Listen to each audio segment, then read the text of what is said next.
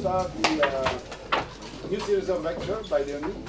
She's coming straight from Grenoble to the sea, I think. So thank you very much for coming. Thank you very much for the invitation. It's very different from the mountains. So, good morning everyone. So I'm going to give you a few lectures about functional renormalization group, and in particular application to non-equilibrium physics and non-equilibrium critical phenomena. So let me give you the plan of the lectures. So first, today we start with an introduction to motivate why you would need like more advanced RG to study non-equilibrium physics. And I will show you really two archetypal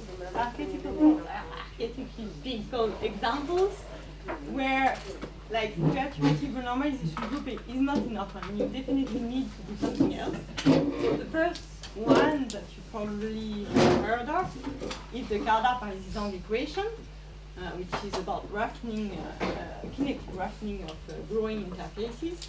And the second one is turbulence, described by the Navier-Stokes equations. So just this short introduction, I will do it on slide, about 20 minutes, half an hour. And then don't worry, I will go back to the whiteboard rather, to start with, okay, what can you do to understand more these two examples? And this is, so I will introduce the functional renormalization group formalism. First, simply at equilibrium. So reminding what is the Wilson's idea of the RG, and then how you formulate this FRG, which is also called the effective average action method and Wetterich's equation. And I will illustrate rapidly how it works on ON models, just that you understand the basics of the calculation. And then the last third of the course will be devoted to out of equilibrium, and I will go back to these two examples and show you how in the two, using simple things like symmetries or extended symmetries, which is just like a slightly extended notion of symmetries, you can in fact understand things about this. Okay? So let me start with introduction. So as I said, I will do it on slide because I needed pictures and figures, but straight after I will be back on the board and interrupt if you have any questions. So this is based on, if you want to find more details about what I'm going to talk about, there are two standard reviews. This one is more recent, so there are more examples in particular about non-equilibrium physics.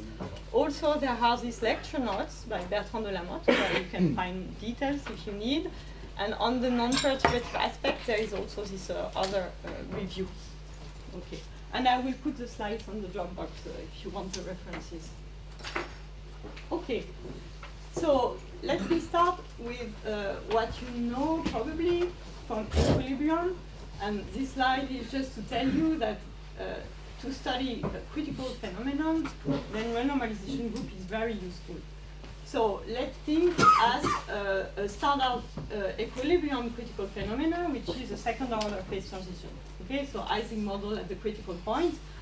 Well, the phenomenology of that is what you observe when you are at T equal to C, scaling variance, self-similarity, universality.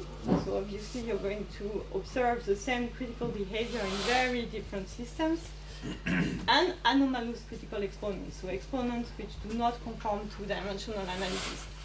And all of this arises because at the critical point you have fluctuations that develop at all scales, right? So you have fluctuations at all scales, and these generate this critical behavior. And to understand that, there was a big step made by Wilson where he proposed renormalization group just as a machinery to average over fluctuations when they are not Gaussian. So when you have fluctuation at all scales, how can you manage that? Well, a very convenient way to do this is to average over all these fluctuations progressively, scale by scale. Okay, so this is represented in momentum space. Instead of trying to account for all fluctuations all at once, you will average over them scales by scale in momentum. And doing this, you will generate a sequence of scale-dependent effective models. So of course, I will give you a bit more details on that when we start with the RG. And this explains you how indeed you generate anomalous dimensions in this process. And in fact, within the RG formalism, scale invariance just comes as a fixed point of the renormalization group. Because if you generate a scale-dependent effective models, if you have scale invariance, it means that you do no longer have a dependence on the scale. So in the renormalization group, it's just a fixed point. Okay? So this is, I think, stuff that you know from equilibrium. So now, let's go to non-equilibrium. And the first example I want to briefly introduce has to do with kinetic roughening of stochastically growing interfaces. So what you observe when you just have an interface that grows under some stochastic process. So this is, for instance, paper burning, so the combustion front on paper. This is just some mold growing on a rock. Or this is just a fire spreading in a park in Spain, actually. Or this is some cancer cells growing. So all these interfaces, they grow under some random process. And what they have in common is, in fact, during the process, they develop very large fluctuations. Okay, so very large height fluctuations. And in fact, fluctuations at all scale, and they do that in such a way that they become, the interface become critical. Okay, so in fact, once in the stationary state, this is a critical interface, but you see at variance with what we had at equilibrium, where in the Ising case, to reach this critical state, you need to fine-tune the temperature, right? It's right at T equal Tc that you observe critical ET. Here, you don't have to fine-tune anything. Just the interface grows, and it's the dynamics itself that drives the system to a critical state. So this has been termed self-organized criticality in the old days, which was popularized with avalanches and stuff like that. So self-organized criticality, which means generic scale invariance. The systems always become critical, right? And same thing, a huge universality that is this, you will going to observe that in many systems. So to be a bit more precise, the interface certainly always become rough in dimension from 1 to 2, where here, without any fine-tuning, you end up in this critical state. Above 2 dimension, it's a bit more complicated, because there you have a transition, so a second-order phase transition, and depending on, in fact, the microscopic nonlinearity, your interface will either remain smooth, right? And this is called the Edward-Wilkinson phase. This is just the equilibrium interface, if you want, where you have the dynamical critical exponent C, which is 2, so it means just a diffusive behavior. And you have to exceed a critical nonlinearity to end up in the Kardashev rough phase. And in this rough phase, there are no exact results, so I will come to this in a moment. Okay, so generic scale invariance, so criticality, which just occurs, which is driven by the dynamics itself, without fine-tuning any parameters. And how can you characterize scale invariance? Well, as you do in equilibrium, if you are Ising, you know that magnetization is a function of external magnetic field and temperature. But at the critical point, everything collapses onto a scaling form where it does not depend on B and T independently, but only through a specific combination of that. Here it's the same, but dynamic, so in space and time, instead of B and T. So you can show in particular, if you look at the correlation function, so this is the height correlation function, that it will take the scaling form, which is called family Vishek scaling form for this dynamical version. And first, what you see, scale invariance means that you will have parallel. So this object will behave as parallel in space with an exponent which is called roughness exponent. and in time with an exponent which is called the growth exponent. Okay, so it behaves as power law. This is just a signature of scaling invariance, and moreover, all this information collapse onto a scaling function, which means that this function, which should depend on t and x, does not depend on the two variables independently, but all the information collapses down the here, maybe. Yeah, no, let me. Okay. So that people So everything collapses and is described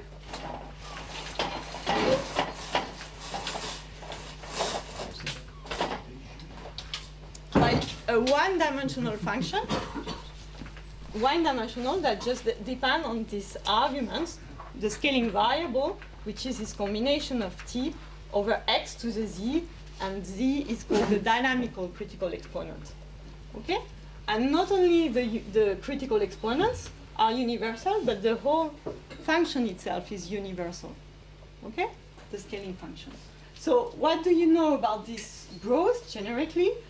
You know two things. One which comes from the symmetries, more specifically from Galilean invariance. I will go also in details through that. And which imposes a relation in all dimensions, which tells you that these two exponents, pi and z, are not independent, but they sum to 2. So this is a relation which is exact in all dimensions. And you have another relation which is valid only in one dimension, because in this dimension you have a kind of accidental time reversal symmetry. I will also describe that in more detail in the following. And so you see, if you have two relations, then it fixes the exponent exactly in this dimension, and you find that chi, the reference exponent, is 1/2, and d is 3/2. So don't be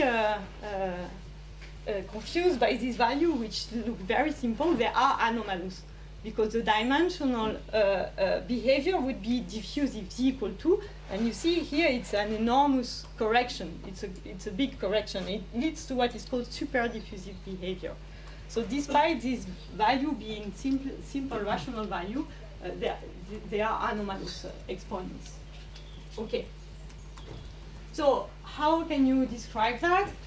The simplest thing you can think of is write a Langevin equation, right? So the growth is driven by some noise, which of course you will choose as simple as you can. So you can just choose it to be Gaussian and delta correlated in space and time, okay? And if you do that, so you have here a surface relaxation, diffusion, and if you do that, in fact, your interface will have fluctuations, but if you look as time evolves, it will remain smooth and average, okay? And in fact, this is because here you are lacking the mechanism for your interface to roughen. And this was the great insight of Cardar-Parisi-Zhang. The next thing that you can do is just add the simplest nonlinearity. Okay, so you add this nonlinear term, which physically can be interpreted as just, instead of having just a force in this orthogonal direction, you can have a tendency to grow along the local normal of the interface. So it makes that your pattern will broaden, and this is what will lead to roughness. And indeed, if you do that, your interface will become rough and develop this very large fluctuation. And this case, you obtain the super diffusive behavior I was referring to before. Okay, so this is the Cardar-Parisi-Zhang equation that you probably already have heard of, right? Okay, and just to say that it's a huge universality class, so it's very amazing by its broadness. So first, it exactly maps to various different things. Berger's equation for random disturbed fluid. This will be important in the following. So this is if you define a velocity as just a gradient of the interface, then this velocity follows Berger's equations. It also maps to an equilibrium problem, but in the presence of disorder, which is directed polymer in random media. And this is one of the mapping that allows to get exact result on this equation. And of course, there is also a connection with ASEP, because you have heard of ASEP in the previous lecture. And in fact, it has been seen in many, many experiments. And there is a very nice review paper, which I suggest to you if you want to know more, where all the different experiments where the KPZ exponent have been actually measured are reviews. So you find batteries, combustion front, beautiful experiments on liquid crystals, deposition of particles like coffee extending, and if you look at the stain left on the table, cancer cells, and so on. And in fact, it's even more impressive because the broadness of this universality class just keeps expanding. And now it has been seen in the quantum realm and in many, many different examples. And this has really sparkled a new interest in this equation. So the first is in information, in quantum information, in the growth of entanglement, where they observe the KPZ exponents. Also in finite temperature dynamics, in integrable Heisenberg spin plane. And this was first suggested from theory, in particular simulations, but it has been actually observed in experiments, either in solid-state magnets or in intracold gases, where they measure that. So here you have unitary dynamics. So you make a quench, and it's in the relaxation toward equilibrium that you see KPZ scaling. Another example is also in driven dissipative Bose-Einstein condensate. And in this case, in fact, the KPZ universality arrives in the phase of the condensate wave function. And the phase of this object behaves at the KPZ interface. And this has been observed also in exciton polariton, and maybe the most recent, but it keeps extending, in Alderson localization, where if you look at the wave packets, it also have an extension which follow KPZ behavior. Okay, so a huge universality class. And you probably know that in 1D, there are many, many exact results, and this equation is very well understood in 1D. And in particular, what is known, it goes well beyond simple scaling exponents, right? You don't only have scaling, but you have really much finer property characteristic of this class. And in particular, it has been realized that if you try to characterize the fluctuations themselves, so the interface, it grows, okay? So first, it has a linear deterministic growth with an asymptotic velocity. And on top of that, you have fluctuations that grows with this exponent, which is a KPZ exponent, right? And some random variable. And it turns out that the distribution of this random variable is universal, is highly non-Gaussian. In fact, the distribution are the same, are Tracy-Widom distribution, which are distribution found in the context of random matrix theory, right? And they characterize the distribution of the largest eigenvalue of some random matrix in different ensemble, Gaussian orthogonal, Gaussian unitary. And on top of that, in fact, they are universal, but they are sensitive to the geometry. And depending on the global geometry of the growth, in fact, you find different distribution. Like for a flat interface, you find the Tracy-Widom GOE distribution. For a droplet growth, like the mold on the rock you saw previously, you find GUE distribution. And for a Brownian initial state, you find yet another, which is bigrain. So all this is in 1D. So all this is in the same KPZ universality class with the same critical exponent. Yet you have universality subclasses which depend on the global geometry of the growth. So sorry. Yes? The geometry is imposed by the initial conditions. Yes. Basically. Yes, basically, yes. But you don't have an arbitrary number. You have big classes, and those are really the three main ones that leads to different things. Okay, and just to put a bit of references, so this is what I've just told you, but just to tell you that this knowledge has been the result of an enormous effort in both the math and theoretical physics communities to find all these results, and much more is known, for instance, not only the distributions which characterize the bulk fluctuations, but also large deviations for large atypical large fluctuations. And also the 2-point correlations functions have been computed, and they have been found to be given by that of airy processes, and again different processes for the 3 different main geometries. So in 1D, the KPZ equation is really, really well understood to a very fine degrees, and it keeps being refined, but basically all the statistical properties are not known. But what about higher dimension? And this is where I wanted to arrive. So in higher dimension, first I've told you that the physics is different, because above 2, then you have a transition. You don't only have always a rough phase, but you can have this transition. And apart from d equal 1, which is very special, there are no exact results. So no exact mathematical result whatsoever for KPZ.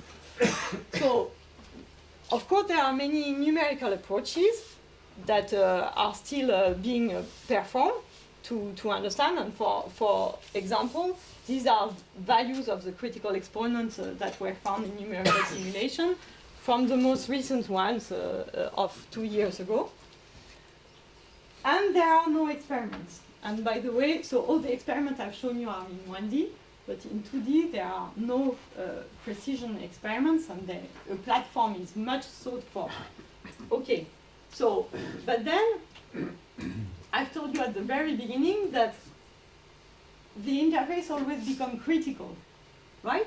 But it's not equilibrium critical, it's non-equilibrium critical. But still, it resembles what you know from Ising. So I've just put picture to like emphasize the resemblance. But what I mean by that is, in both cases, you see scale invariance, self-similarity, universality, anomalous critical exponents. And for this, you know that the RG is very useful if you want to compute anomalous critical exponent. Well, it seems quite plausible that in this case, RG should be useful also if you want to compute this anomalous critical exponent, and more generally, the statistical properties of the interface in higher dimension. Well, how can you do that? First, you can write the Kardar-Parzival equation as a path integral formulation. So I will explain this if you don't know it, but there is a well-known formalism that allows to go from the Langevin equation to a path integral, but I will explain it if you don't know it. And you end up with an action, and it has a very standard form. Essentially, the deterministic part comes linearly in a response field. So this is just like a Lagrange multiplier, if you want, of the equation of motion. And the noise appears in a quadratic part. Okay. But in fact, in this equation, you can, in the KPZ equation, you can always scale time and height to absorb 2 of the coefficients and put all of them in one. So in fact, in the KPZ equation, there is only one independent parameter, which is this g, which is lambda squared d over nu cube, where lambda d and nu are the parameter of your original KPZ equation. Okay, so what if you try to do standard RG with it? So perturbative normalization group. So what you will do is an expansion in this coupling. Okay, so you expand around small g, around g equals 0. And in fact, the one loop order was done in the original paper by KPZ, where they did the one loop and they showed that in 1D you find the 3 half and the 1 half. So at 2 loop orders, yes? The expansion is made at so fixed dimension, just expanding. Yes, okay. in the first it's so fixed. small coupling, not without epsilon and expansion. Not in this, but in the second it will come. So at 2 loop, indeed, they did it as using an epsilon expansion. And just to tell you, in non-equilibrium, it becomes very tedious. And in fact, 3 groups did it in parallel, and they came up with 3 different results. And it turned out that only one was right, so which is the only one that get it right. And deceptively, because it turns out to be very simple, the result that they got is the following. So first, if you look at fixed D below 2 dimensions, then you find that you have your fixed point here. So this is a scheme of the fixed point value of the coupling as a function of the dimension, right? So below 2, you expect to have always like a KPZ fixed point which describes the rough phase. Here you have a transition above 2D which separates the smooth phase, Edward Wilkinson for KPZ. So here in 1D, because of the symmetries, in fact, you cannot miss the KPZ fixed point, but if you try to extend it towards higher D, you find that it just goes to infinity, so you get nothing. So then what they tried is to do an epsilon expansion, so above, in the vicinity of 2, because 2 is the lower critical dimension of the roughening transition. So it's what you do in general with an epsilon expansion. You expand around a critical dimension. And what they find, in fact, at 2 loop order, is that Z is 2 and chi is 0. And it describes this. It describes the roughness transition fixed point. So at this fixed point, which is unstable, they find this and nothing else. So if you are on this side, it flows to infinity. So you get absolutely nothing apart from D equal 1. But then it was realized, okay, so maybe you need to go to a higher loop, yes? Can you maybe give can you talk about the difference between the one loop order and the two loop order results? So like one loop you would find the same. Okay. The one loop is was named this, and if you look at the equations, they also diverge when you go towards this. But they still do, so they diverge maybe in 1.5, and at 2 loop it diverges maybe in 1.6. So you gain a bit, but you're still far from 2. And in fact, so maybe you think, well, maybe I need to do 3 loop, but then it's impossible. But someone realized that you can do much better than that, because in fact you can resum to all order. And this, if you go to the directed polymer formulation, in fact, it turns out that in this case, if you look at the beta, the beta function for this guy, it's just a sum of bubbles diagram. And it turns out when you have just this sum of bubble diagram, you can resum all of them, which means that you compute to arbitrary order in G, right? And so you get the beta function of this coupling to arbitrary order in G. And the result is the same. In fact, you get nothing. So if, in that case, you describe this fixed point exactly, but you see nothing else. So everything here just flows to infinity, and you cannot access the KPZ physics in higher D at any order of perturbation theory. So you need to be non-perturbative. Yes? Do you use RG to resum, or do you use RG to resum? Yes. Yes, but you can do it to all order here. Okay. So, sorry. Yes? Just to see if I understood correctly. The fixed point that they find is the one describing the phase transition. Yes. So you don't know anything about what happens in the No, above so the phase transition. yes, so these are the you just find it flows to infinity. Okay. You just find that G goes to infinity. So they are able to describe the transition, Yes. but not the Exactly. Okay. Exactly, and in fact you can improve this result. So in fact you can show that this is exact. You have no corrections.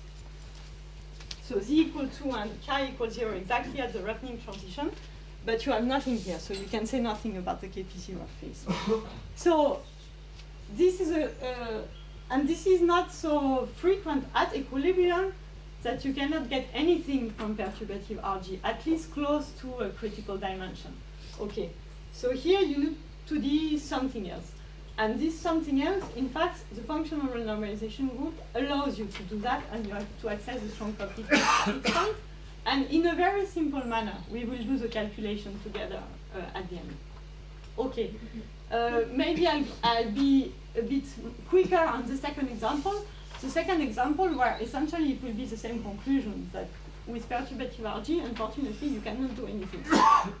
Is turbulence. So turbulence, of course, is very common phenomenon, present in every fluid flows, be it in gas, in liquids, and there are some well-known, so there is no universal definition of turbulence, but you know the characteristic of the first one, of course, is chaos and predictability. This is the problem with meteo forecast, weather forecast, or climate forecast. It's characterized by extreme events, so very, very large fluctuations. And this is rock waves, tornadoes, and all the phenomena you're familiar with. And it also has the phenomenology of scale invariance and universality. So scale invariance in what? If you measure the statistical properties, in particular, one thing that you can measure is the structure function. So it's just the moments of velocity increments. And you observe that they behave as parallel in a wide range of scale, which is called the inertial range. And also, if you measure the energy spectrum, so how energy is distributed in the different wave number, you also find a parallel. So this is in 3D with a famous exponent, which is minus 5/3. What was it as to? Second order structure function. Okay. It will be defined just after. And it's extraordinarily universal. Like if you look at very different flows, like liquids, gas, even quantum fluids, this is superfluid helium, or some plasma, if you look at the turbulence in a solar wind, and you measure the energy spectrum in all of these cases, and you find the exact same decay with this exponent minus 5/3, which is extremely robust. So very universal behavior. Okay, and as you probably know, this was the first statistical theory of turbulence was proposed by Kolmogorov. Okay, and the idea is that you inject energy at some large scale, so you create big eddies, right? And the energy is transferred across scale at a constant flux. So the eddies breaks down into smaller and smaller eddies until it is dissipated at the by molecular viscosity at the Kolmogorov scale. And if you try to do dimensional analysis with this, so what you have is the eddy size at each generation, so k minus 1, the energy flux, and if you look at this structure function, so more precisely, the structure functions, they are as defined as you have velocity increments, so increments on the distance r, and you look at the moment of that. And you, just by standard dimensional analysis, if you assume a constant flux, you find that they should behave like L to the power P over 3, and also you find the minus 5/3 spectrum. The result for the third order structural function turned out to be exact, but okay, this is another thing. So this minus 5/3 can be explained by this phenomenology. But unfortunately, this is not the end of the story, because if you try to measure this exponent in actual experiments or simulation, it does not behave at all linearly like this. So this would be the dimensional analysis prediction, and this is what is observed in numerics or in experiments, and this is anomalous exponents, so large anomalous exponents, and all this deviation from a dimensional analysis is called intermittency. And intermittency, because all of this is related to the extreme events and so on. So you have something which is much more complicated. So this is something we would like to explain, these anomalous exponents. So what I've shown you is the space, right? Because the first structure functions are about equal time statistics, but on space increments. But in time is the same. If you try to construct a time scale from dimensional analysis, you will find that the typical time scale on which your correlation function should decorrelate goes like k to the minus 2/3. But in fact, if you measure it in experiment of simulation, you find something which is quite different. And again, it's a large correction. And the times that you observe is rather k to the minus 1/2. Okay, so what if you want to explain all this? So, okay, it's described by the Navier-Stokes equations, but again, what I've explained you is the same phenomenology. So scale invariance, parallels everywhere, universality, same in all fluid, and anomalous critical exponents, so large deviations from what you obtain from dimensional analysis. So here again, renormalization group should be useful to explain this.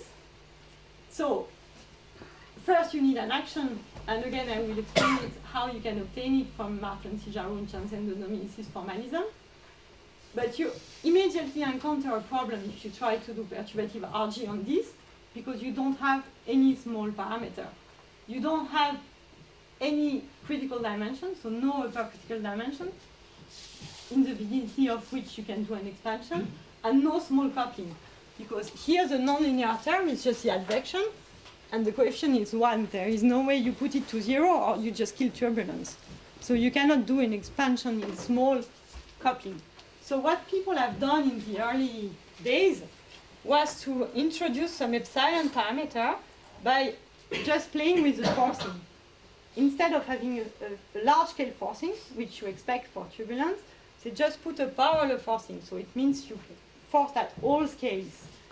And if you do that, you find an energy spectrum which has this form. So if you want to be close to Kolmogorov, well, you have to go to epsilon equal 4, and you can imagine that it's well beyond the range of convergence of your perturbative expansions. So here again, you need to do something else. And this is what we are going to do after this long introduction. Okay. Any question on this before we go to the board? Yes. Yes. How is the Navier-Stokes action written down? You don't use Martin-Cijarro's here? Yes, we do. Okay. Yeah, so it's exactly obtained with that, and you can see that it has really the form that you expect from this formalism. That is, you have linear parts in the response field, which are just a deterministic equation of motion incompressibility.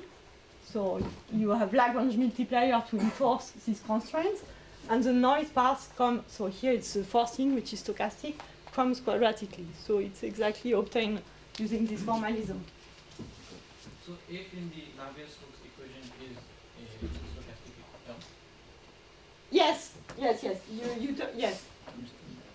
Yes?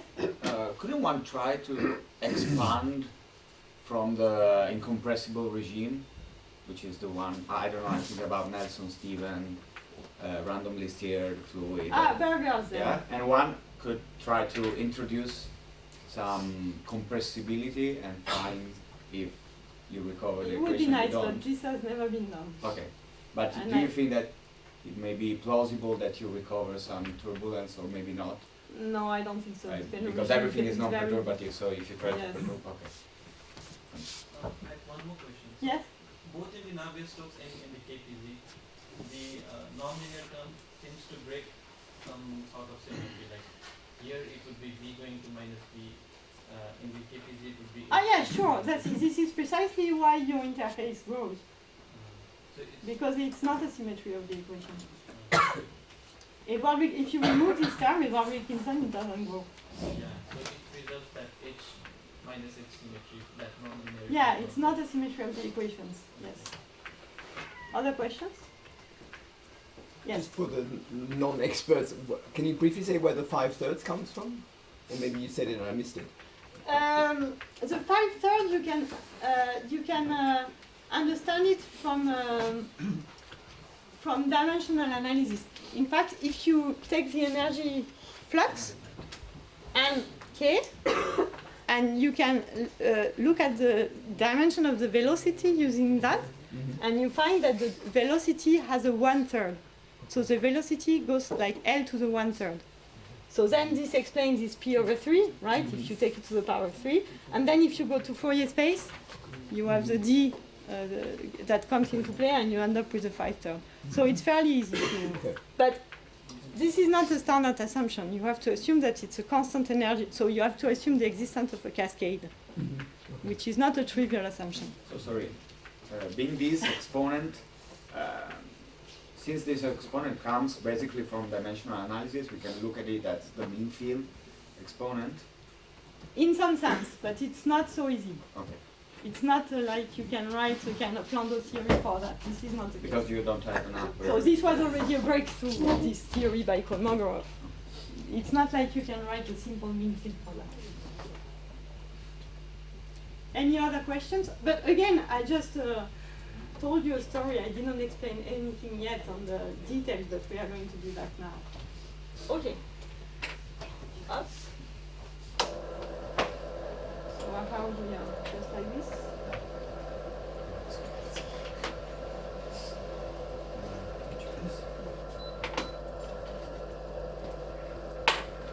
So this was chapter 1, introduction. So now we move to chapter 2.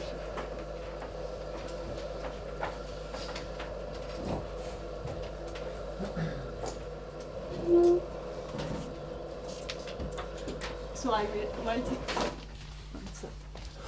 I will write it in full letters, just once, and then I will abbreviate.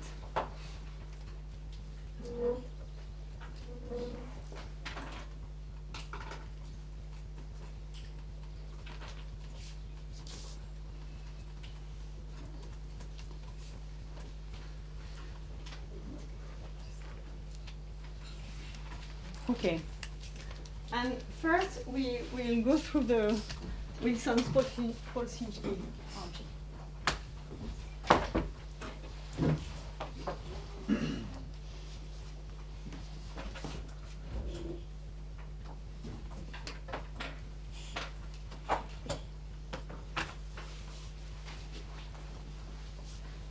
And I think the best way to understand the idea, so that we all start on the same ground, is to go back to block spin, to Kadanoff block spin, just briefly, because we will build on that. The FRG just extend or reformulate this idea. So let's go through this.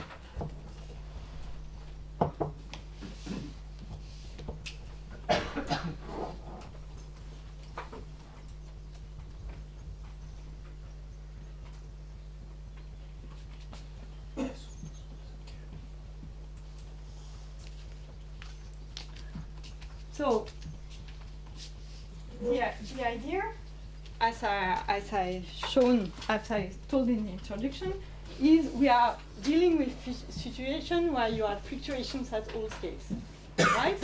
And you want to do something with them. So the idea of Wilson is really to do this an averaging over this fluctuation progressively, scale by scale, right? So you want to do a progressive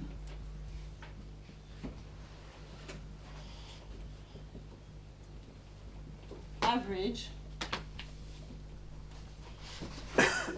of fluctuations. And the idea is, well, you know that when you have a correlation length, psi, and this correlation length will diverge as you approach criticality. So you have to start much below that. So let's introduce a factor L. So let's say that A is your the parameter of your lattice, and you want to consider fluctuations that are on a scale, well, larger than the lattice spacing. You want to average over fluctuation, but much smaller than your correlations, which depends on temperature. So let's do an example to describe the procedure with a square lattice.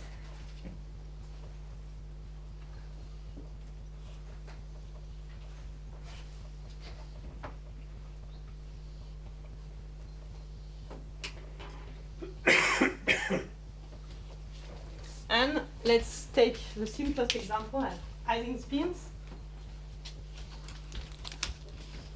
So you have some Ising spins living on this lattice.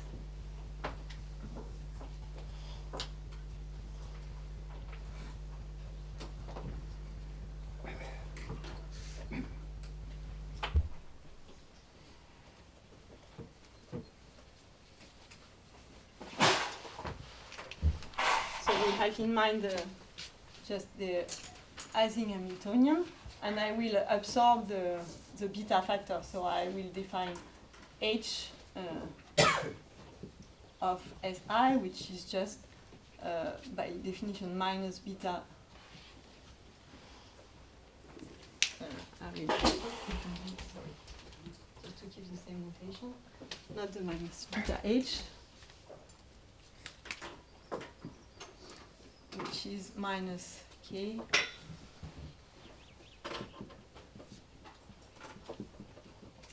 and I don't need external magnetic field. You can put one if you want to. So the progressive integration will be defined in 3 steps. So first, one, you are going to define block of this size, okay, with a certain factor L. So for example, you can take L equal 2. So you are going to form group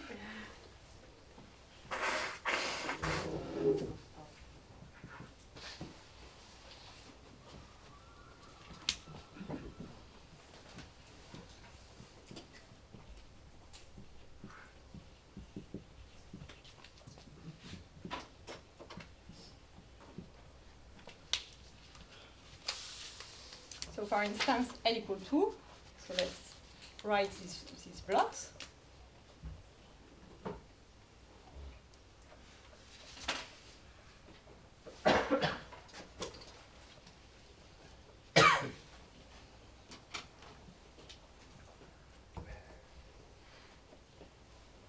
So you just group, do a partition of all the the spins in blocks, and then you define a local average on each of these blocks that will allow you to define a block spin.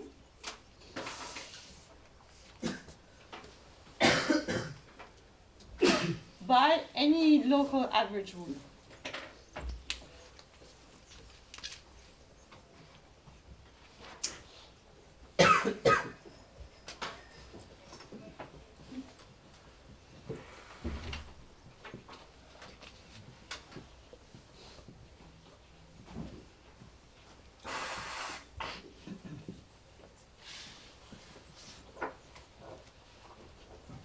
So for instance, you can define Si, which is just the sign of the sum over a block of your Si. So this has the advantage of remaining an Ising spin, plus or minus 1, but this is a nonlinear transformation, which is not very convenient. So in this case, if you have 4, you just have to lift the generacy in case that you have 2 plus and 2 minus. So you can choose whatever. You can choose that if 0, then you just assign any of the spins. So for instance, let's say S1, which is the top left spin. Okay, so this is the case here where I have 2 down and 2 up, so I will just decide that my block spin is up. So here the sign I will have a spin down and so on. Okay, and here this is LA. But more convenient is to use a linear transformation.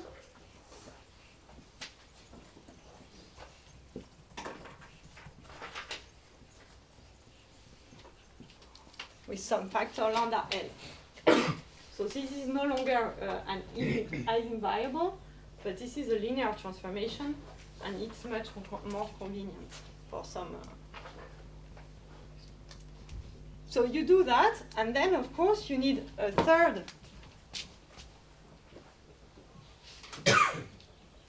The third step, which is very important, is that you want to compare your new system to the original one. So you are going to rescale your lattice and the spins so that you go back to your original size. So 3, rescale length,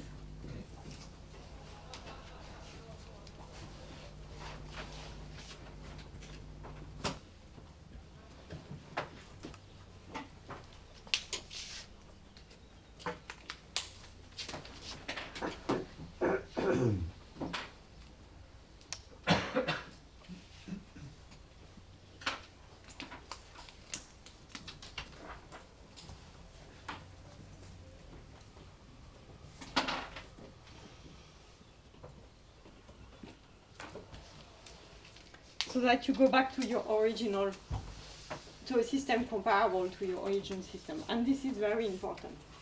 Okay?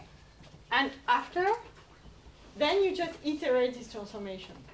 Okay, you just iterate this transformation, and this is the block spin idea. And you absorb, so you progressively integrate all of your fluctuation until you reach the correlation lines of your T-sphere. And by doing that, so you iterate the procedure, and by doing that, you generate a sequence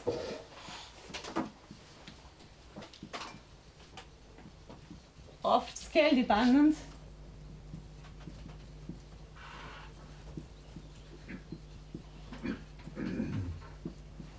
models. So at each step, you are going to define an effective Hamiltonian, which will be the weight of this configuration in terms of the block spin. Okay, so how you define your effective Hamiltonian?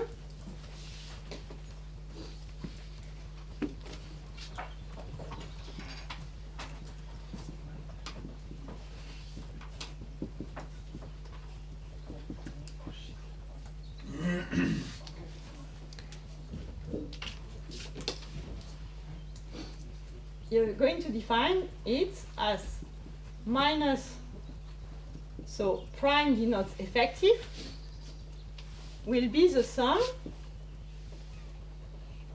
over all configurations, but only the one which have fixed configuration of block spins.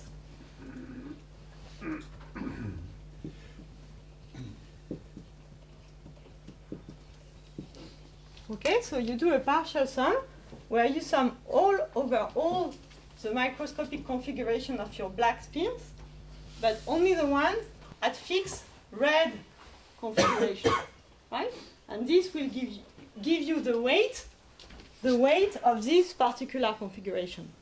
Okay, so the weight of a given configuration of the block spin is given by doing the sum over all of the little spin configuration at fixed this.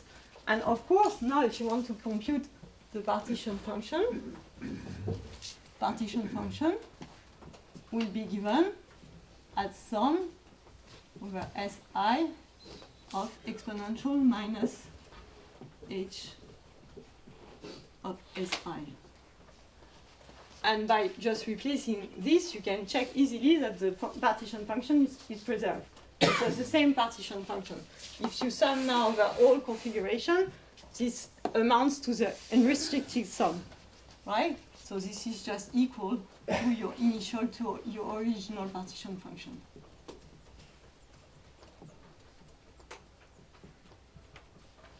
So partition function is preserved in this procedure.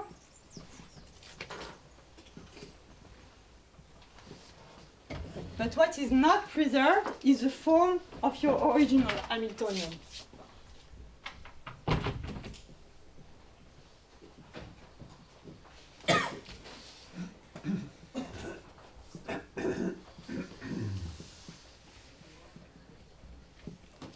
Because in fact, when you do this partial summation, you will generate not only nearest neighbor coupling between your block spins, like this one, but in fact you will generate all kind of coupling that are allowed by the symmetry. So for instance, so you will generate all couplings compatible with the symmetry.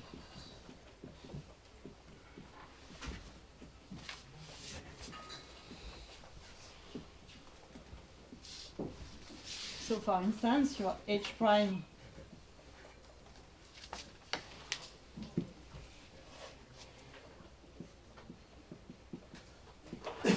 of Si will be minus K prime sum Ij of I Si Sj. And you can have, for instance, second nearest neighbor coupling you could have 4 spin interaction.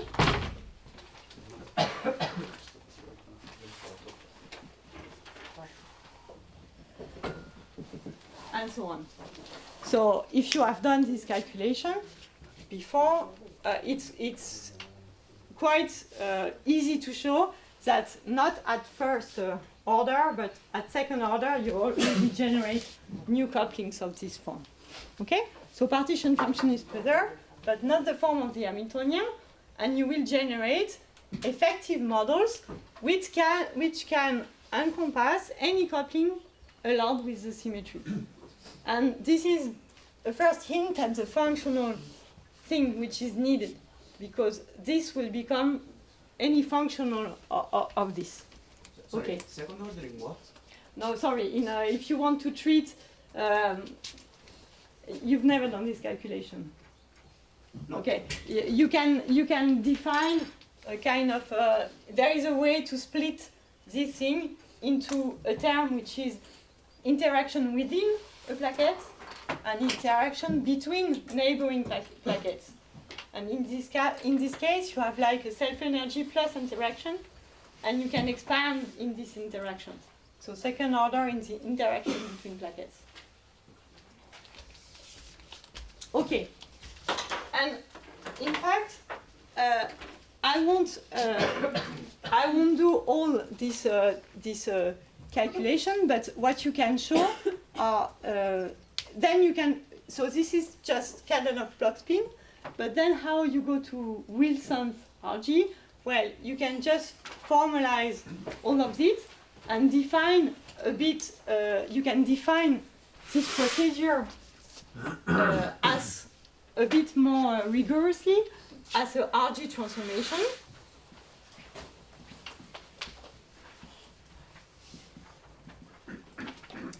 And what you can show is essentially that this RG transformation has a group property, and this is what will lead to scale invariance.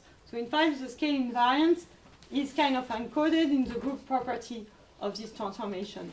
And this is what generates the effective model, and this is how you will also generate an anomalous dimension.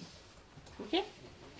So what is important in this procedure is that in fact you see that if you have to compute the effective Hamiltonian and do these partial sums and iterate that, at the end it's as complicated as doing the sum in the initial spin. But in fact, what is important is it's not the actual result that contain the information, but only the flow of effective Hamiltonian retain the information. So in fact, all you need to know is how your Hamiltonian transform from one skein to the other, and this is this flow of effective Hamiltonian that will retain the information. So this is what we are going to see in more details now. So in fact, the flow of effective Hamiltonians contains the essential information.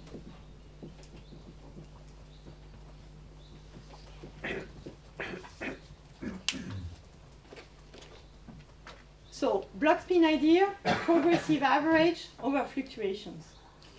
This we have done in real space, right? Because we have defined plaquettes in real space.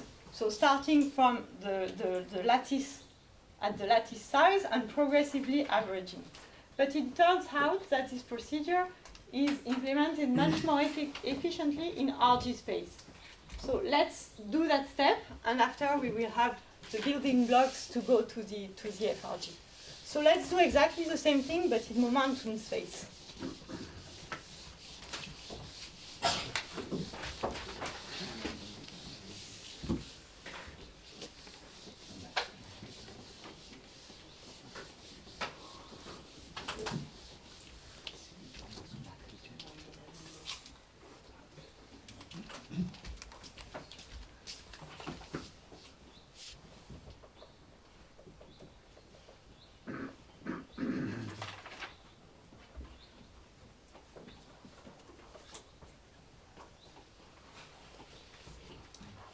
So, in a real space, we started at scale A, and we average over fluctuations in scale, in real space. Here, we want to do the average, so a progressive average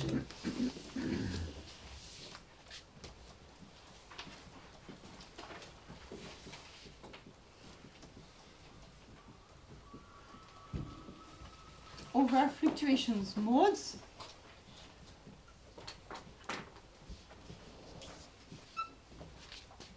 of, so I will denote Q, which will be just the norm of any vector Q, and I denote lambda, which is just 1 over A. So we want to integrate to average over Q, which are between lambda and lambda over S.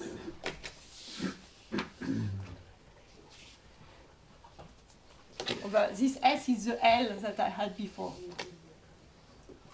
So sorry, I changed notation. What I was calling L before is now S.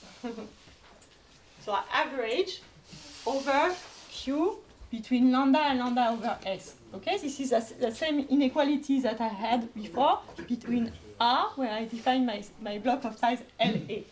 So it means, so here I assume isotropy. So it means that I do average over momentum shells.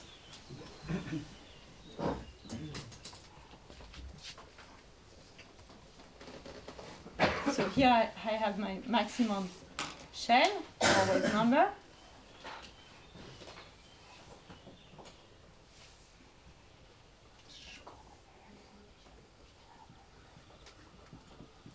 And I want to integrate over all this shell. So this is lambda, and this is lambda over S. Okay, so I want to take into account all the momentum in this shell. So how do I do that? So first, let me define so what we are considering now is the field. So we are going to the field. What I call modes are just the Fourier transform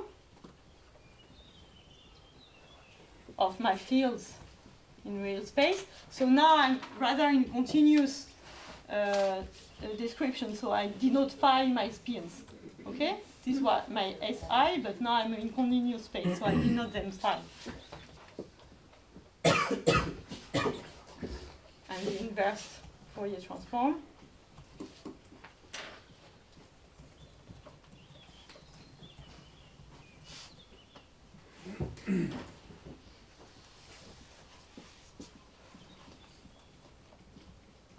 Excuse me. I mean, Yes? this has nothing to do with block spins anymore, or are it still Yes, the same it's model? the same. We are exactly going to the block spins, but now we are going to do that in RG. In the Fourier space. So instead of, so this is exactly, this is the analog. My block spin in real space were defined like this, right? This scale LA. So now the integration of all this fluctuation between these two scales, I do this in Fourier space. Yeah, okay, but what is the meaning of x, for instance? Sorry? What is the meaning of x in this equation? Or, I mean, Here? before you had... Sorry, so I went to the continuum. So here I went to the, before I had the lattice, d'accord, with the SI, and now I go to the continuum.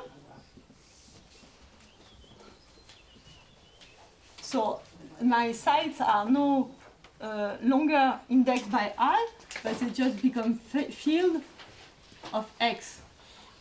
Right, so you define X, which is equal to A times your... And phi is still plus minus 1, or... Okay. Not any longer. It can be, but it doesn't have to be. You extend it to a field now. Okay, so we're no longer at the spin model. It could be anything now. Or- Yes, it could be anything. We have in mind, so if you want, I've just went from the Ising Hamiltonian to the phi 4 theory. This is not an obvious step for you. So this is equivalent to going to the phi 4 theory. Whatever this means. Just to... Yeah. Sorry, I didn't think it would be a problem to go in the continuum. So, just, you want, so you, yeah. I mean, I already have a question for before, maybe. Okay. Maybe. So I understood the single steps, but all what you have generated is a more complicated Hamiltonian from a simple one. Sorry? I understood the steps before in the model, Yes. each single step, but you basically stop when you have written down a more complicated Hamiltonian than before.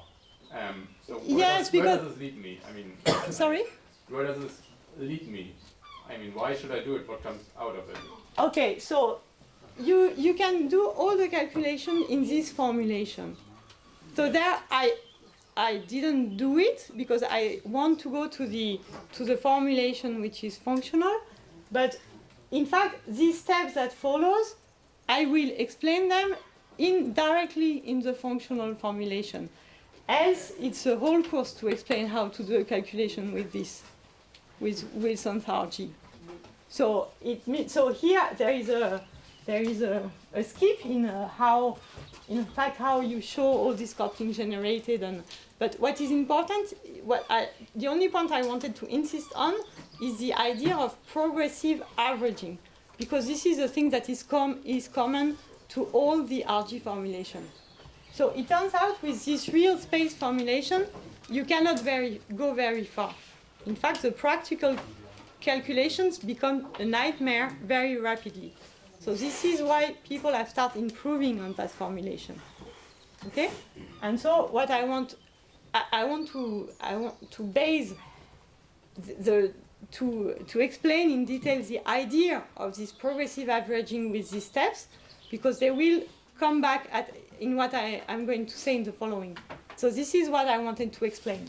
The rest of the calculations, well, then you need to it's a long calculation. This is a, so I could do it, but it will be a whole course to continue in this direction. So now I want to go one step further, is how you do it not in real space but in momentum space. And then how do you do it if you want to be able to do calculations which are not just perturbative. Okay, and can I summarize that you do RG to compute a partition function? Is that the goal? Or yes, in fact you won't even need to compute the partition function, because this is just the change of the partition function that will contain the information. But yes, you want to see how your model will evolve as you do the progressive averaging over fluctuations.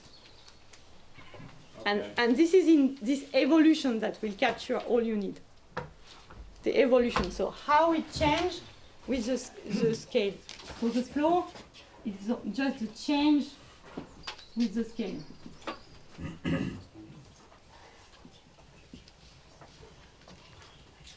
Yes? Could I clarify that the reason if I understand also, the reason the field is taken on any value is that you average over blocks big enough such that you have an effectively continuous block state. That's right? You already averaged over large enough. No, the fact that it no longer remains one, you could see it in what I wrote earlier. As soon as you define, for instance, what I defined was this linear average, which was just this.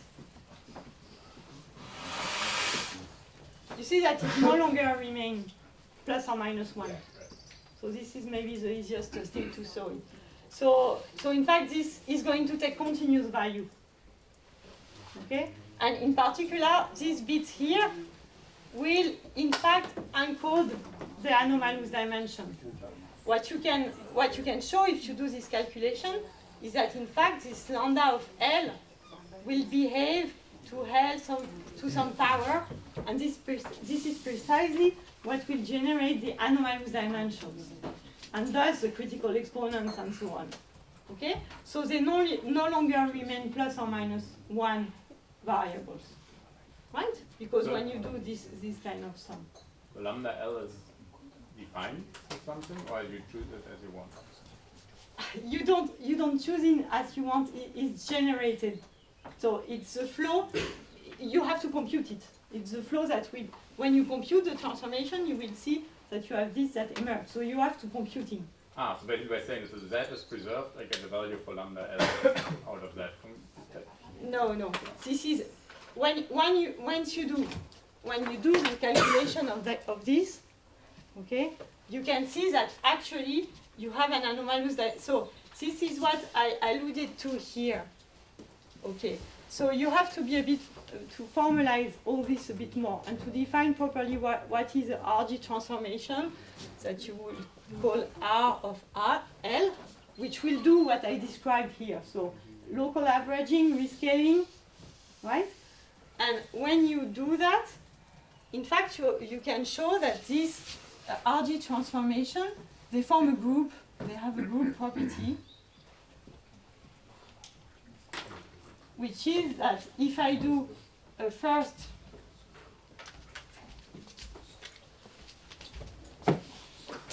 if I do a transformation of scale L1 and then a transformation of scale L2, this is the same as doing a transformation of scale L1, L2.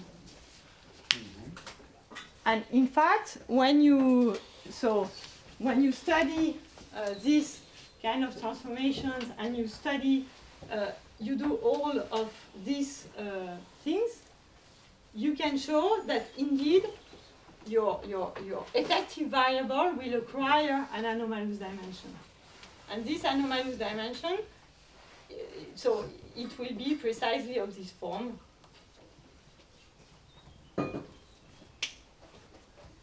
But, okay, we will see it in the functional RG formulation. Else, I can do a course on that, but it was not the purpose of this. So this is quite long, in fact, to do this. You have to do the actual calculation. I mean, you do your block. It's not difficult, it's just long. Yeah, I just wonder what is fixed and what do you get out? Well, maybe you can put some lecture notes. Yes, I can do that. Yes, I can do that. Some lecture notes on the standard RG. I have them in French though, but. Okay, but so you get this lambda L out at the end, but in order to make this transformation, you have to specify a lambda L before. No. No? Okay. No, you don't. Then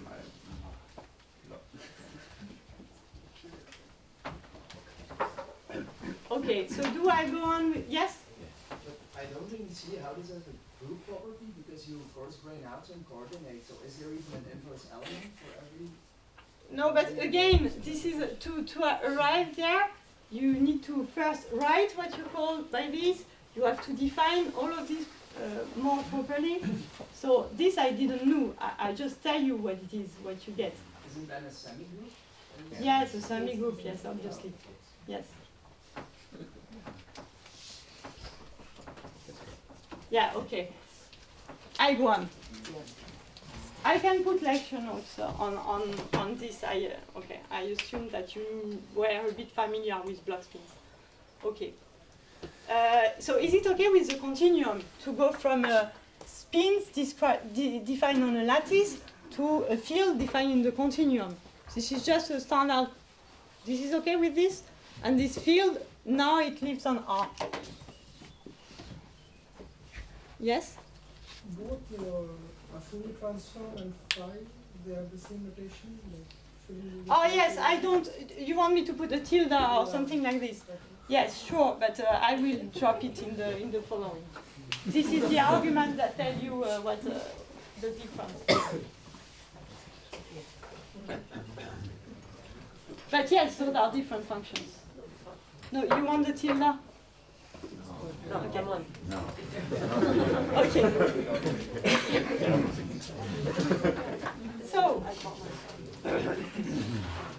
So now I'm going to write it with the z with a functional integral, but no, I shouldn't write too low.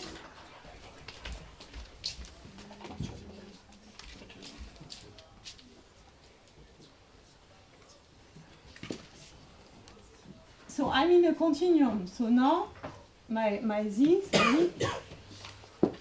becomes a functional integral exponential minus h, and this becomes a functional because phi is a function of x, and d phi you're okay with this? It's just a continuum limit of the product of I over all of your site of your d phi I if you had a so it's a continuum limit of this. So this is functional integral notation. Is this okay for you? Okay. So the thing that you need to do, so I want to do what I did in real space, that is the block spin. I integrated over only small plaquettes. Okay? So now in Fourier space, what I want to do is to integrate only over momentum that are larger than a given one. Okay? So what I want to do is to split, to separate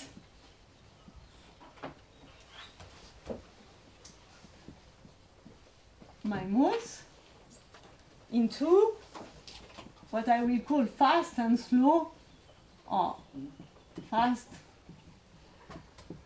and slow modes, which means I would like to write this decomposition phi inf plus phi stu, where for the phi inf it has only q smaller than a given scale that I will call k, and phi sup as q smaller, you can put equal if you want, larger than k. Okay? And what I would like to do is, so the equivalent of integrating over small scales in real space is to integrate over large momentum in Fourier space, right? Because small scales, small distances are large Fourier components, right? So I would like, in fine, to integrate over this, what I will call fast mode, that is the high momentum mode. Okay? So the goal is to integrate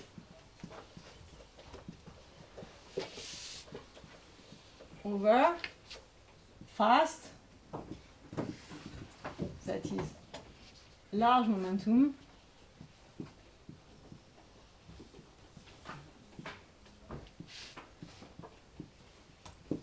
but how can I do this separation? So the separation into these two components will be based on their support. So more precisely, let me decompose the Hamiltonian into a quadratic part and interaction in general. Okay? So H naught, I will call H naught, I will put in that the quadratic part.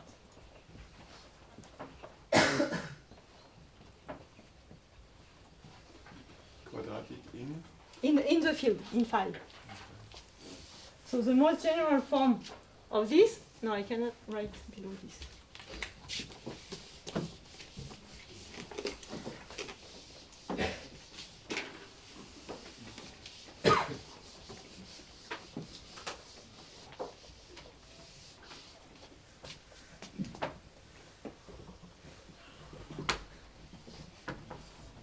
You can always write it as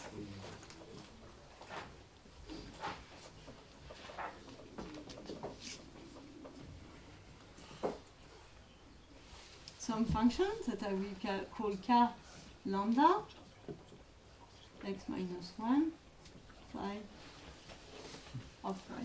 Okay, I assume invariance by space translation. Okay, so this is the most general quadratic form. Okay, and I can define, so in Fourier, this thing has a Fourier transform which I will denote k lambda of q, right? So it depends only on one variable, which is q is the Fourier variable related to the distance, x minus 1. And I will define its inverse, which is what is called a propagator. So this is a definition, which is the inverse of this. So the inverse of this kernel of my quadratic part. And I will write it in the following way. Since I know that my k have a maximal range which is lambda, which is 1 over a, I will write it as 1 over minus theta of q minus lambda times the functions which know nothing about lambda anymore, delta of q. So this is just to say that the support of this thing, if I look in q, so if I write it, I draw just this red part here.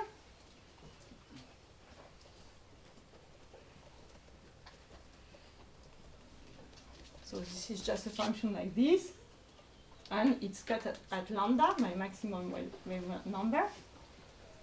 So either sharply, if it's just the heavy side, or I could regularize it with a small epsilon, it doesn't matter.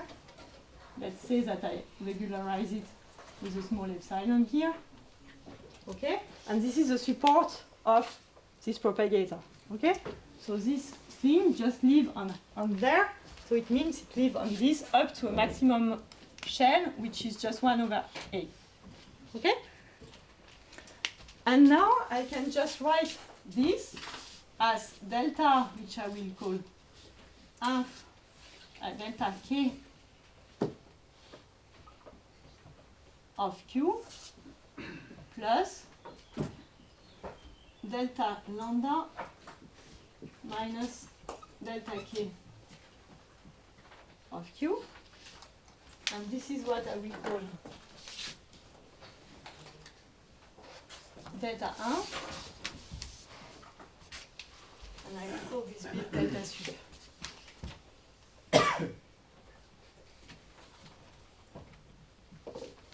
Okay, and my delta k has just the same definition. Right, so delta k, I just replace the scale lambda par k. So it's 1 minus theta epsilon q minus k delta of q.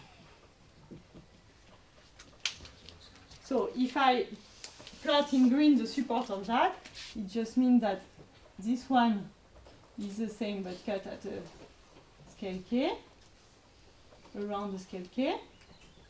Okay, and this is the support of for my phi 1, and the black one is this one.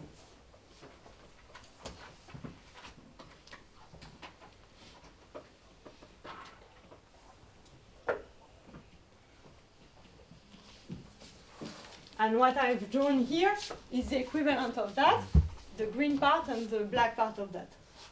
Right? Okay? So this is just the support. Okay.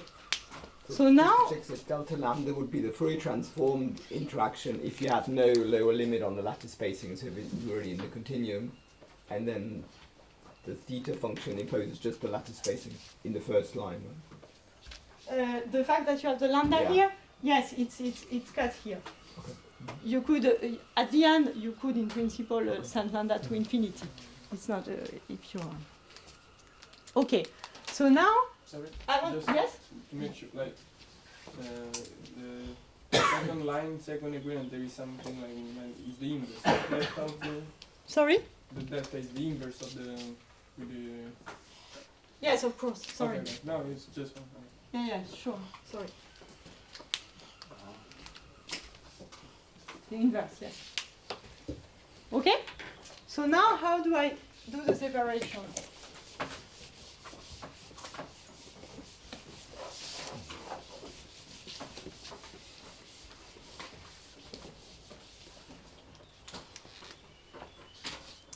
In fact, you can show that if I write d mu lambda phi, which I will define just now, which is just this measure,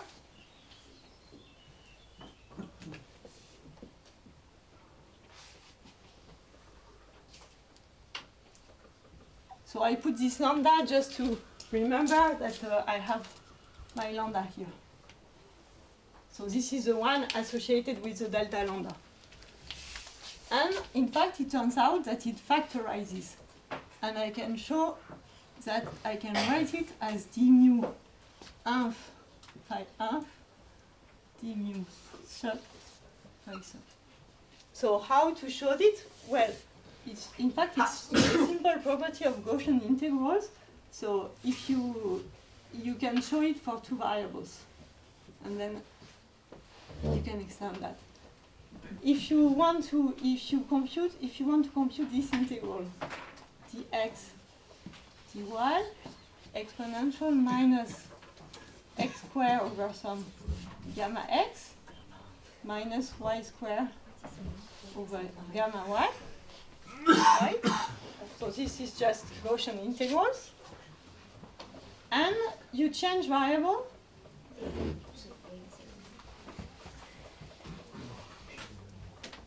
So just define z, which is the sum, x plus y, and w, which is y. So it means that you can rewrite your x as z minus w, and your y is just w. Okay, you do this simple change of variable, and then you integrate over w. And you can do this integral because this is just a Gaussian integral. And you can show that this is simply proportional to the integral dz exponential minus z squared over gamma x plus gamma y. So I leave you as an exercise. It's just a two-line calculation, so you can normalize with the two everywhere. Maybe it's nicer. Okay, so this is simply this is two-line calculation to show this. But then you see that if you now extend it to your file, if you now use your x, which is just phi 1, your y, which is phi sup, so x plus y is phi 1 plus phi sup, so this is just your phi, and your gamma x is delta 1 gamma y, not too small. Gamma x is delta 1, gamma y is delta sup, and so gamma x plus gamma y is just your delta lambda. Okay? And you show that you go from, so this is this line here, and this is equal to, so your whole integral on z, so z is the sum, x plus y, so it's phi 1 plus phi sup.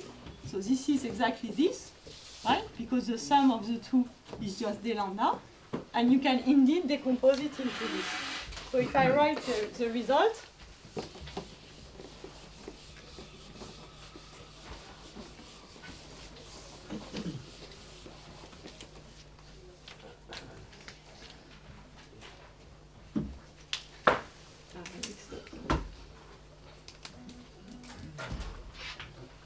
yes. Just to tell you, I mean, finish. Yeah, I just defined the effective and I stopped, yes, sure. So it means that your z, you can write it as d phi 1, d phi sup. So for the moment, the quadratic part, exponential, so not z, but this quadratic part, exponential minus h0 inf phi 1 minus h0 sup phi sup. Okay? So now just define the effective Hamiltonian, and as I did before, I will sum. It will be the one obtained by summing just over the high momentum mode. So I define exponential minus h prime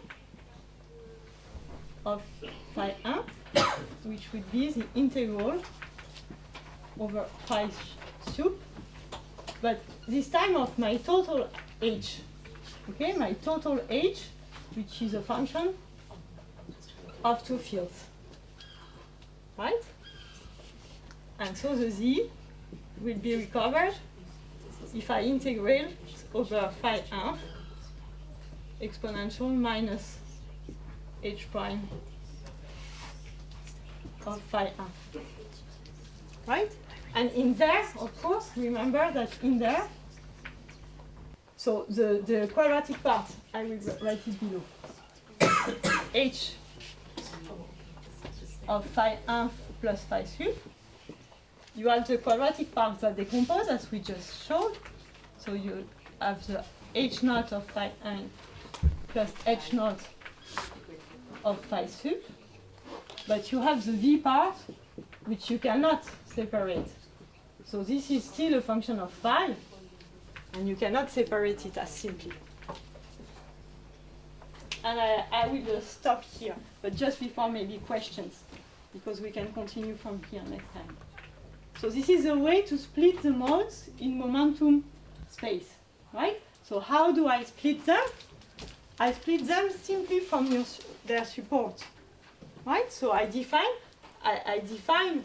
separate my propagator into a propagator for the slow modes and a propagator for the fast modes, right? And my progressive integration means that I will integrate step by step. So my functional integral, I won't do the whole integration, so I won't do the d phi integration in one step, but I will first integrate over the large momentum modes, right? And what I've shown is this can be done, okay? So this can be done because I've defined my propagator from the Gaussian part.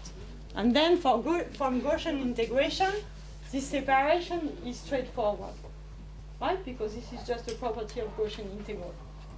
So it means that I can do this step, okay? And once I've done this step, then I can do this integration. Yes? So I think that I'm just a little bit lost on the notation. So that d nu lambda phi is a number, right? It's not a measure. A measure. Yeah, it's sorry, yeah, it doesn't have integral. Sorry. Sorry, thanks. Okay.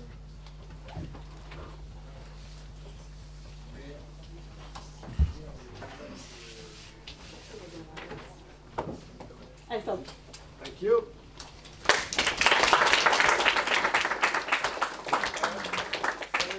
I have to cut the questions, but Leonie is here, so you can ask questions later, because there are the sailing instructor like last Monday that are coming, so we have to do this.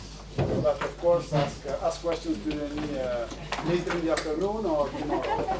There is another thing that I have to ask you.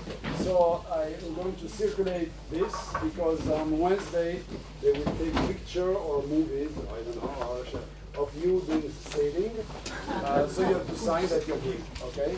And sign, so you have to put your last name, first name, signature, and then leave it on the table and I will pick it up. So do it now while you are listening to the presentation. Okay? C'est quel jour ça? C'est jeudi. Mercredi.